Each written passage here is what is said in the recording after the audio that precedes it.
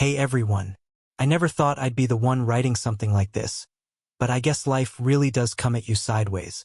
I'm 39, been married to my wife, Claire, 38, for 17 years. We've got 2 kids, Daniel, 15, and Sophie, 12. On paper, it looked like a regular working-class family.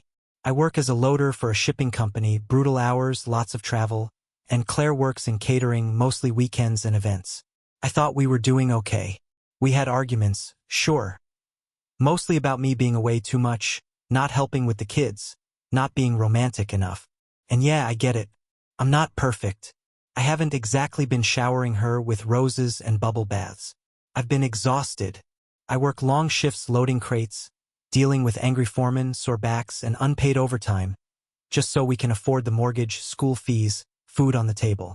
But apparently, all of that doesn't matter if you're not giving enough attention. Claire started getting weird about 6 months ago. Secretive with her phone, locking it when I came in the room. She started wearing makeup to go grocery shopping, perfume for late catering events, and got herself a whole new wardrobe because she deserved to feel pretty again. At first, I blamed myself. Maybe I had gotten boring. Maybe I wasn't giving her what she needed. So I tried. I started texting her more during work breaks, asking about her day, leaving little notes for her, even planned a surprise weekend trip for the 2 of us. Never got to go. More on that later. But it didn't matter. One night, I came home from a 3-day trip. The house was quiet. Kids were at their grandma's. Claire was passed out on the couch, wine bottle half finished. Phone slipped between the cushions. I'm not proud of what I did next, but something in me snapped. Picked up her phone. She never gave me her passcode. Said I didn't need to see her stuff, that I didn't trust her. But that night it was open. There it was. A chat app I'd never seen. Username CaterQueen38. Profile picture wasn't even her face, just her legs in fishnet stockings. Dozens of messages. Dozens of men. She'd been flirting, sending pics, setting up dinner dates, while I was hauling boxes 3 towns over. But one guy stood out. Jay from the Bay. Turns out they'd met 3 times already. Hotel room. His place. Even once, and this makes me sick, in our own home the day I was in hospital for a hernia consult. The kicker? She never once mentioned being married. Told him she was a single mom, just out of a toxic relationship, and that I was abusive and controlling. Said I wouldn't let her have her own money. She has full access to our joint account. Said I yelled at her every night. I barely have the energy to talk after 12-hour shifts. I sat there, phone in hand, heart pounding, listening to her snore like nothing had happened. And that's when I decided I'm done. This was just the beginning. What followed over the next few weeks spiraled way beyond anything I could have imagined. The morning after I read those messages, I didn't say a word. I just watched her. The way she smiled at me while pouring coffee, acting like everything was fine. She even kissed me on the cheek before heading to work. Most likely another meetup with Jay from the Bay. I felt sick, but I needed proof. Solid proof. Because Claire was the type of woman who could turn crocodile tears on and play the victim like she was auditioning for a soap opera. She'd scream, cry, call her sister, her mother, her priest, all while making me look like the monster. So I started collecting evidence. Screenshots, chat logs, photos from her phone. She never noticed her gallery was auto-uploaded to a shared cloud account. One she'd completely forgotten about. That's how I saw the selfies. In bed. In his car. In our kitchen. With him. I reached out to a divorce lawyer and was told to keep quiet for now. Let her dig her own grave, he said. So I did. I played the part. The clueless husband. I asked her about her day, helped with the dishes, even gave her money for a girls' weekend she had coming up. She was actually going to a beach house with Jay. She told the kids it was a work retreat. And in those 2 weeks I kept digging. That's when I discovered something that knocked the wind out of me. It wasn't just Jay. There were at least 3 other men. One was a guy from Tinder she met for a coffee date, while our daughter was at her piano lesson. Another was someone she'd met before Jay. A trucker passing through, who she invited over when she told me she was working a late wedding. But the worst of it? She had told these men that I hit her, that I was a drunk, that I was threatening to take her kids away and she feared for her safety. I haven't had a drink in 2 years. I quit for my health. I've never laid a hand on her. Not once. But this was the version of me she fed strangers. And they bought it. One even texted her offering to take care of the problem if he ever lays a finger on you again. She laughed in the replies and said, "Soon." That soon felt like a noose tightening around my neck. I started installing cameras around the house. Discreetly. I needed to be ahead of whatever false narrative she might throw if I confronted her. And I had a feeling she was going to go nuclear the moment she sensed the truth creeping in. Because that's the kind of person Claire had become. A manipulative, lying, hysterical shell of the woman I married. A woman who used tears as a weapon and wore loyalty like a costume she took off when no one was looking. But what came next? That was the real turning point. Because someone else found out. And it wasn't me who blew the whistle. Kept my cool. I went to work. I kissed my kids goodnight. I listened to Claire's fake stories and smiled like I didn't know she was screwing half the city behind my back. But I wasn't prepared for how the truth would come out. It wasn't me who told the kids. It was Daniel, my son. One evening I came home a bit early from work. Claire wasn't there. She claimed she had a last-minute catering shift for a corporate party. Sophie was doing homework in her room, and Daniel was in the living room on his laptop. I dropped my bag, gave him a "Hey bud," and walked into the kitchen. But something felt off. He looked cold, distant, like he couldn't even look at me. I asked if he was okay. He said, "You should ask Mom that." I froze. He turned his screen to show me something, and my heart stopped. Claire's dating profile. Her photo. Her About Me section. Claiming she was a free-spirited single mother looking for excitement. There were messages too, graphic ones, and screenshots of her talking to a guy named Jared, who had apparently asked if her kids were ever home so he could take his time. Daniel had found everything. He told me he borrowed her iPad last week to do a school project. She forgot to log out of her messages. Curiosity led to shock, and the shock led to screenshots. He'd been collecting them in a secret folder, unsure what to do. He said he didn't tell Sophie, didn't want to ruin her view of Mom. He looked so heartbroken, trying to act older than he was.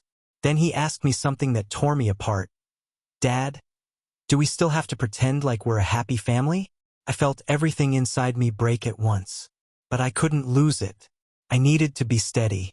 For him. For Sophie. For myself. We had a long talk that night. One of the hardest conversations I've ever had. I told him I knew. I told him I was working with a lawyer. I told him I was going to fix this, protect him and Sophie, and that none of it was his fault. He nodded. He's a strong kid. Stronger than I was at his age. Claire came home around midnight, smelling like wine and a stranger's cologne. She tried to sneak into the bedroom like nothing happened. I didn't say a word. The next morning, Daniel refused to talk to her. Didn't even look at her. She asked what his problem was, and he just said, "You're disgusting," and walked out. She lost it, started screaming, throwing things, blaming me. "What did you say to him? Did you poison him against me? You've always been jealous of me getting attention. Then the waterworks. I gave you the best years of my life. I deserve to feel alive again." That's when Sophie walked in. She heard everything. I'll never forget the look on her face. The confusion. The pain. The betrayal.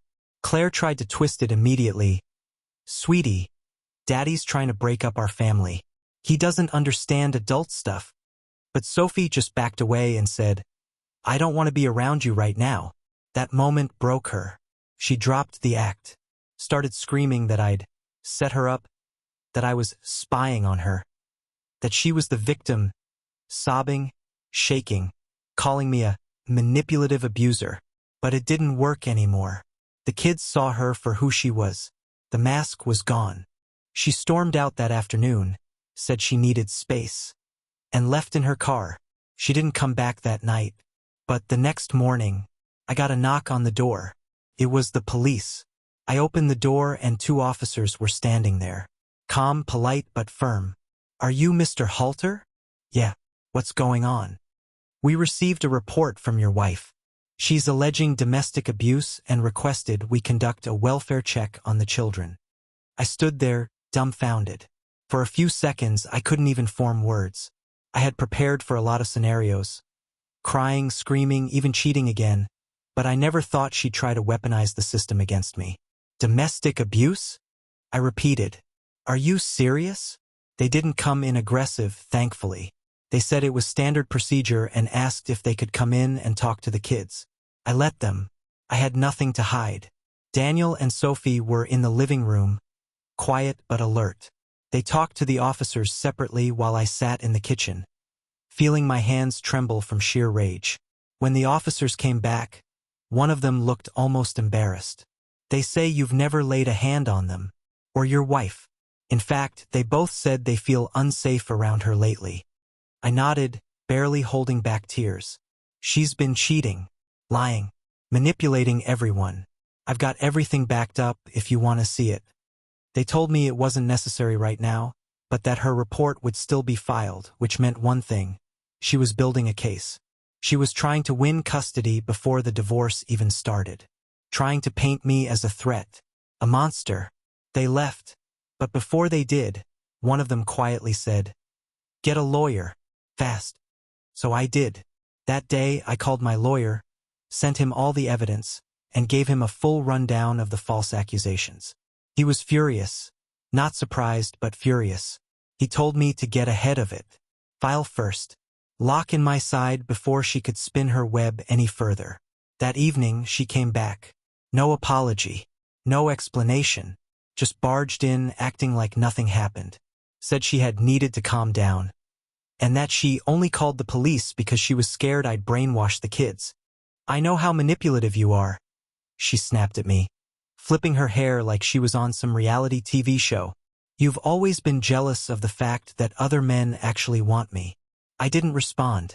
Then she said something that really stuck with me. "You think you're the victim in this? You think working like a dog makes you a good husband?" I was dying inside. "And now that I found someone who treats me like a woman, you're gonna cry to the world that I'm the monster? Grow up, Tim." That was it. No shame. No remorse. Just venom and delusion. But I was done playing defense. The next day, I filed for divorce. Full custody. Emergency restraining order. And thanks to the evidence I collected, messages, screenshots, even camera footage of her bringing strange men into the house, my lawyer said I had a strong case. What I didn't know, though, was that Claire wasn't done. She had one more trick up her sleeve. A secret she'd been hiding even from her dating site lovers. And I found out in the worst possible way. 3 days after I filed for divorce, I was finally starting to feel like I had a little control again. Claire hadn't come home. She was crashing at her sister's place, or so she claimed. The kids stayed with me. They wanted nothing to do with her. Things were tense, yeah, but at least the air was clearer. That's when the email came. Subject line, "I think you need to see this." It was from a guy named Liam. I didn't recognize the name, but as I read through the message, the pieces started clicking into place. He said he was one of the men Claire had been involved with, that he met her on that dating site, CraveSpark, the same app I'd seen her use under the name CaterQueen38. He said he was deeply sorry and had no idea she was married. But here's the twist. Claire told him she was pregnant 2 weeks ago, and she said it was his. I stared at the screen in silence, cold sweat forming on my neck. Liam said he confronted her after seeing inconsistencies. Her schedule, her stories, her moods, and finally she admitted she was still married. He said she told him I was emotionally abusive and refused to let her leave. Standard Claire lies. But Liam wasn't a fool. He did some digging. Found my name. Found my social media. Put 2 and 2 together. And then decided I deserved to know. I thanked him and asked if he had any proof. He did. Screenshots. Chat logs. Photos of pregnancy tests. One text where Claire said, "He doesn't even know yet.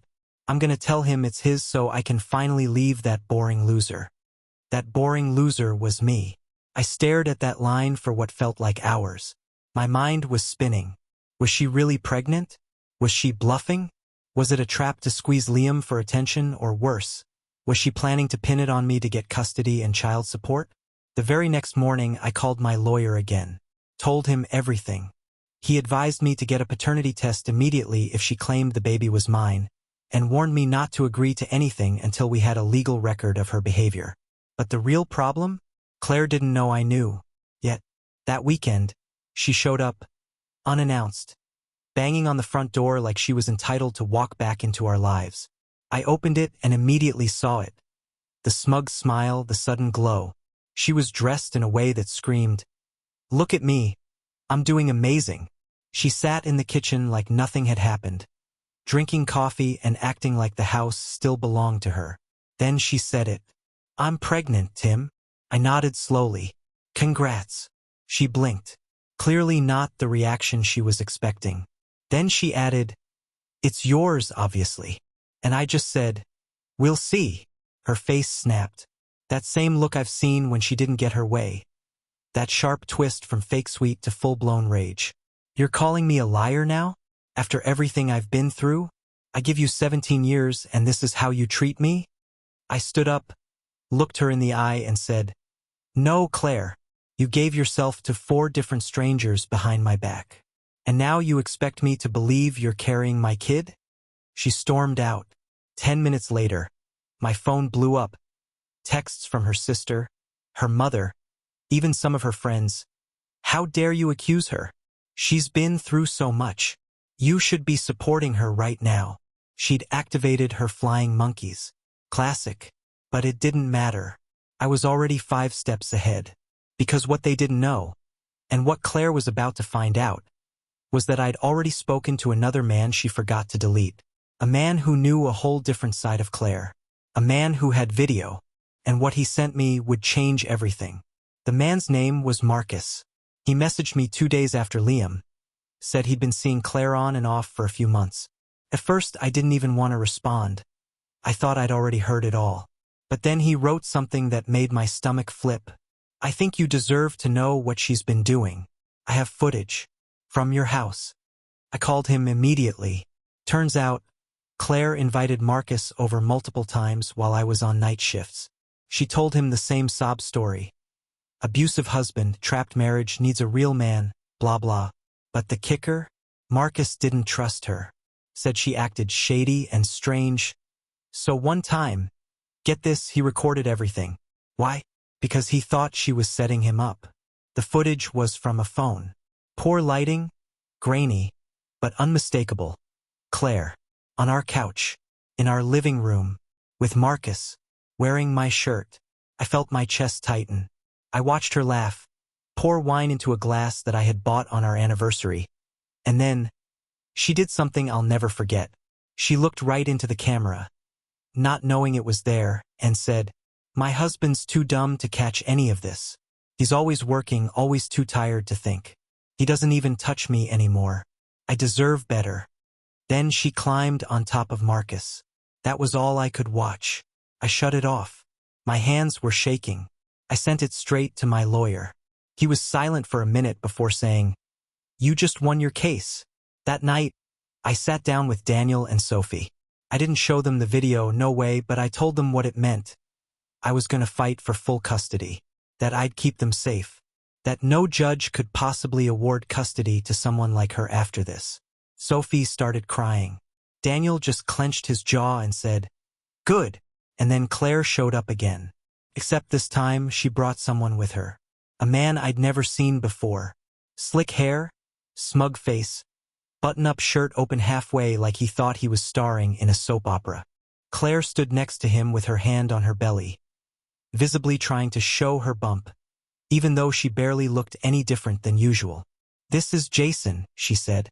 "He's my partner now, and we're here to talk about custody." I laughed. I actually laughed. Jason looked at me like I was insane. Then Claire dropped her bombshell. "I filed for emergency full custody. You're unstable, aggressive.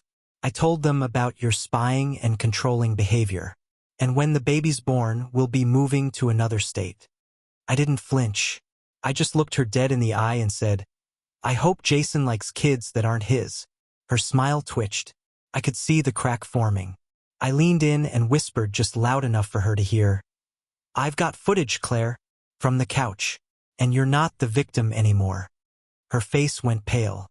She yanked Jason by the arm and stormed off the porch, yelling, "You're disgusting. I'll ruin you in court." But for the first time in months, I felt calm, because now I had the upper hand, and she knew it. What I didn't know yet was that Claire wasn't done burning bridges. In fact, she was about to make her most desperate move yet. The court date came faster than expected. My lawyer pushed for an emergency custody hearing, citing Claire's instability, infidelity, and the risk to our children's emotional well-being. We had evidence. We had testimony. We had that video. Claire showed up to court in a cream-colored dress like she was attending a baby shower, her hair done, full glam. She even waddled slightly, as if to play up the pregnancy, despite being barely along. Jason was with her, dressed like he was going to brunch, not a custody hearing. She walked in like the star of her own drama. When the judge asked for opening statements, Claire's lawyer painted me as an emotionally cold, abusive husband who neglected his family to bury himself in work. She claimed I had alienated the children, spied on her, and created a toxic and controlling environment.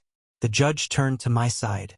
My lawyer stood up calmly and said, "Your Honor, the mother has made several serious allegations. We have proof, including digital records, messages, and video footage, that contradict her claims and expose a pattern of deception, infidelity, and manipulation." Then we dropped the bombshell. The video was submitted into sealed evidence. The judge reviewed it in chambers. When he returned, his entire tone changed. He asked Claire if she wanted to revise her statement. She began stammering, glancing between her lawyer and Jason. Jason, who up to that point had looked smug and superior, suddenly looked like he'd swallowed a brick. The judge didn't yell. He didn't need to. His voice was cold, steady, and final.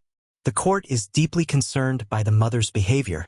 There is clear evidence of dishonesty, inappropriate conduct in the shared home, and potential endangerment of the emotional welfare of the children."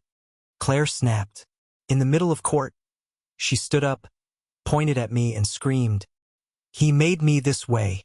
He's the reason I had to do this. He never loved me." The courtroom went silent. Even the bailiff took a step forward.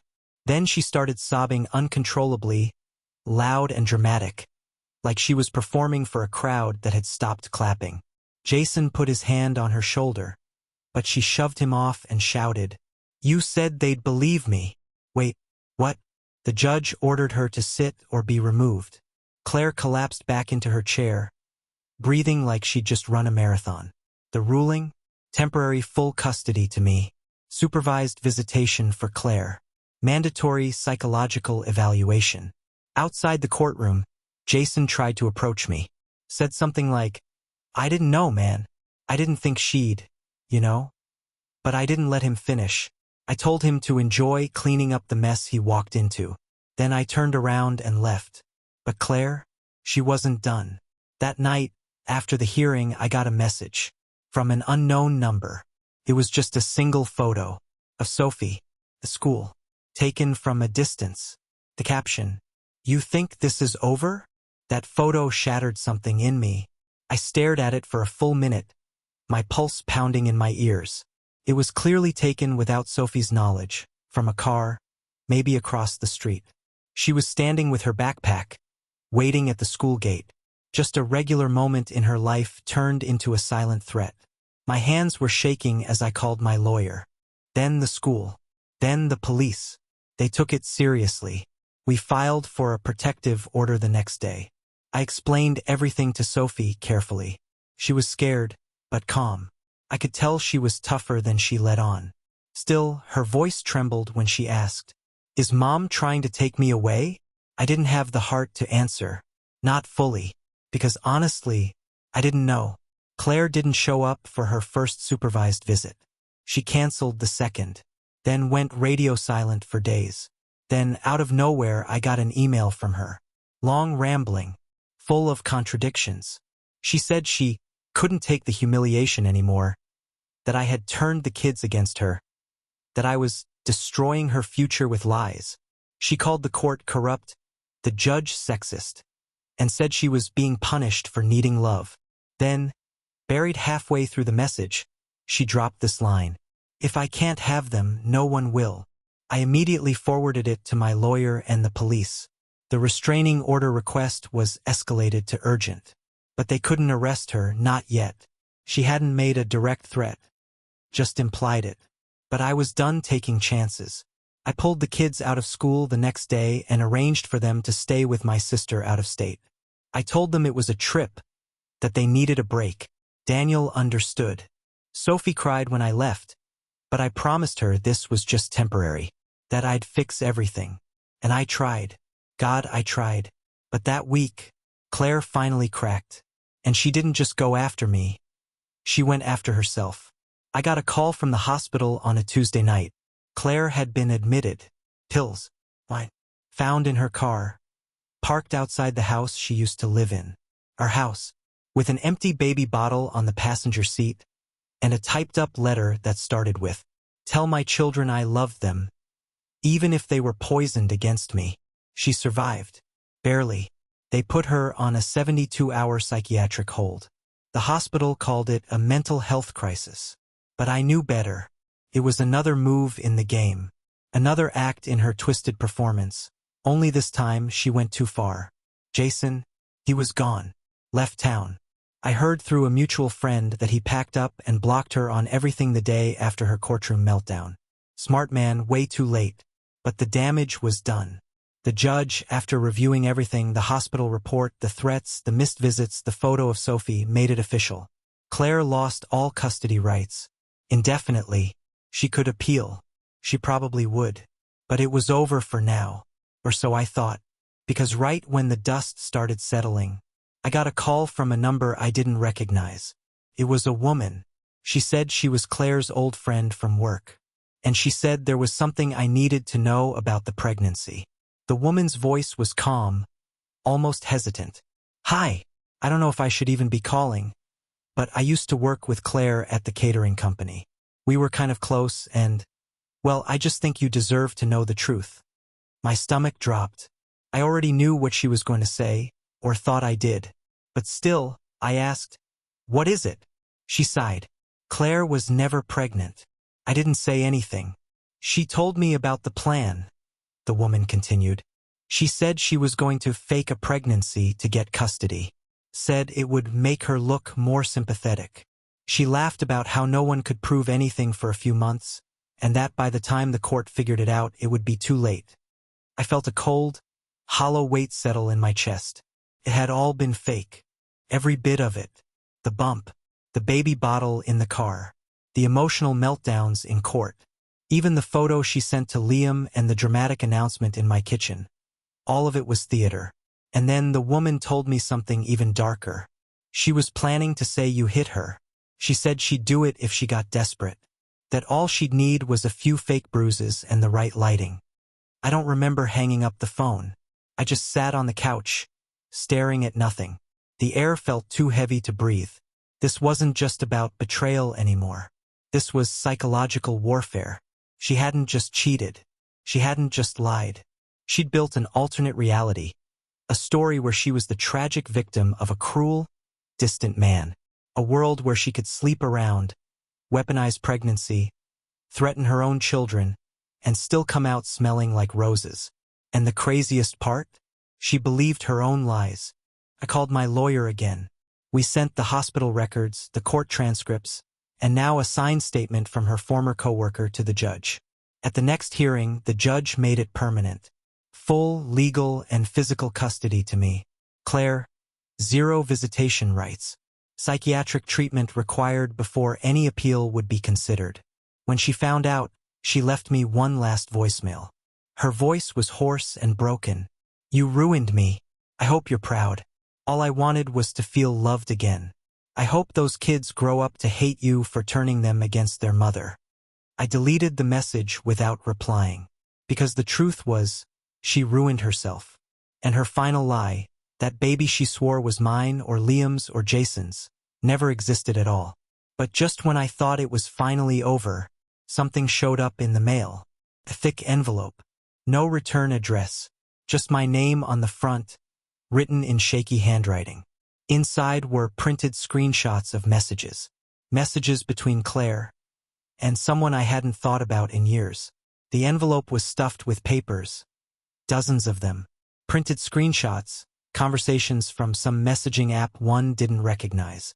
The texts were between Claire and a man named Evan. And the second I saw his name, my blood went cold. Evan was an old boyfriend. The one before me. The guy she used to say ruined her view of love.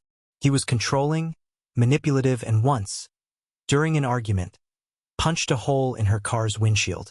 She swore she'd blocked him years ago, said he was dangerous. So imagine my shock as I read the messages, dated as far back as 6 months into our marriage. Claire, I can't stop thinking about you. I miss what we had. Evan, he'll never love you like I did. Just say the word. Claire, maybe one day, if things go bad enough, just stay close. She never let go of him.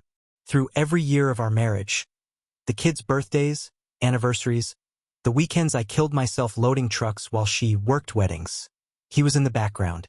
The messages weren't constant, but they were steady. Every few months, a check-in, a flirt, an update. 3 months ago, right when she started spiraling, she messaged him again. It's almost over. I'm gonna burn it all down and walk away clean.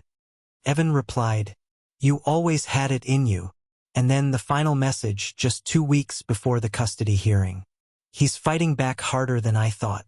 But I've got one more card to play. If I can get him arrested, I win. My hands were shaking. The whole time she'd been playing games with Liam, Marcus, Jason. Evan had been her safety net. Her backup plan. The one man who'd seen the real Claire and still wanted her broken, vicious, and cruel. And now someone, I still don't know who, had sent me all of it. No note. No warning. Just the truth. I handed it straight to my lawyer. He nearly laughed from disbelief. Tim, he said, this isn't a custody case anymore. This is a full-on psychological profile. If she ever tries to come back to any of your lives, we're shutting it down permanently. And we did. With the new evidence, we petitioned the court to seal the custody arrangement and permanently revoke any unsupervised contact from Claire. The judge reviewed the Evan messages, took one long look at Claire's history, and granted it. Final ruling. Claire is legally prohibited from contacting or approaching the children without a court-appointed therapist and full psychiatric clearance. It was over. For real this time.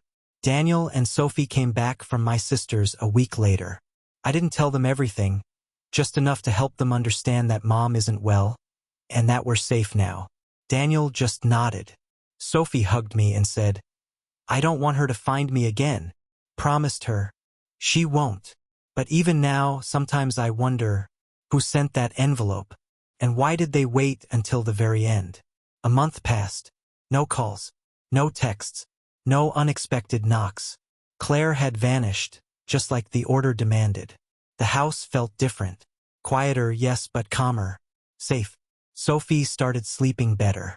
Daniel went back to school and rejoined the basketball team. I got back into a routine. Work during the day, dinner with the kids at night, movie marathons on weekends. Felt like we were healing piece by piece. But I couldn't stop thinking about that envelope. Who sent it? Why now? Why not sooner? And then, I got my answer. An unmarked envelope arrived in the mailbox one Thursday afternoon. Inside was a single piece of paper. No return address. Just a handwritten note. You don't know me, but I knew Evan. I was with him years ago. He was cruel. He told me about Claire once. Laughed about how easy it was to twist her. I found your name when he bragged about her plan. Said she was going to ruin a guy dumb enough to marry her. I don't know if this fixes anything, but I couldn't live with myself if I stayed quiet. That was it. No name. No number. Just a woman. A stranger, who had once been hurt by the same monster Claire trusted. And somehow, she saved me. I'll never know who she is, but I owe her everything. That envelope was the final nail in the lie Claire built. Without it, Claire might have convinced someone. A judge. a therapist, maybe even my own kids one day. But not anymore. Claire's been gone ever since. Rumors say she moved out of state. Someone saw her working at a roadside diner 2 towns over. Hair dyed black, going by a different name. I don't care. She's not part of our lives anymore. Not after what she did. Not after what she chose to become. Last week, Sophie drew a picture in school. A house with 3 stick figures all smiling. On the roof she wrote, "Home is where people tell the truth." I'll take that. As for me, I'm not rushing into anything. No dating apps. No flings. I've got 2 incredible kids. A quiet house, and finally, peace. That's more than enough for now. If you take anything from this mess of a story, let it be this. Pay attention to the people closest to you. And if someone shows you who they are, believe them the first time. Take care. Tim. The end.